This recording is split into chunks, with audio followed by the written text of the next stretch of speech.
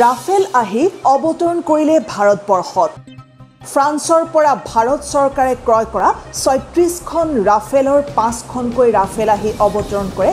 আম্বালুস্থিত air force ষ্টেচনত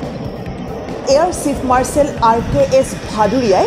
আম্বালুত আদৰণি জনায় এই ৫খন ৰাফেলক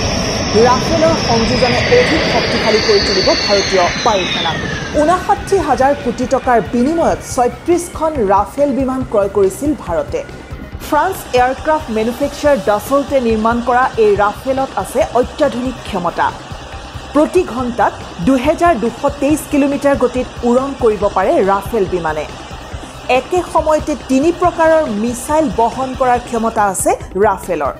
পাৰমাণৱিক বোমা বহন কৰাৰ ক্ষমতা আছে ৰাফেল বিমানৰ ১০০ কিলোমিটাৰ দূৰত অৱস্থিত শত্ৰুক আক্ৰমণ কৰিব পাৰে আছে ৰাডাৰ সেন্সৰৰ অত্যাধুনিক প্ৰযুক্তি মিটিয়াৰ মিছাইলে ১৫০ কিলোমিটাৰ দূৰত্বত অতিক্ৰম কৰিব পাৰে শত্ৰুক অত্যাধুনিক প্ৰযুক্তিৰ এই ৰাফেল বিমানে লেণ্ড কৰিব পাৰে পাহাৰীয়া অঞ্চলতো লেণ্ড কৰিব পাৰে সাগৰৰ মাজত থকা জাহাজতো ভাৰতীয় বায়ুসেনাৰ ক্ষেত্ৰত অত্যাধুনিক সংযোজন ৰাফেল বিমান এই ৰাফেল বিমানৰ সংযোজনে প্ৰত্যুত্তৰ দিব পাৰিব চীন আৰু পাকিস্তানৰ বায়ুসেনাক অতি কম সময়ৰ ভিতৰতে আহি পাব বাকি ৩১খনকৈ ৰাফেল বিমান news desk report the horizon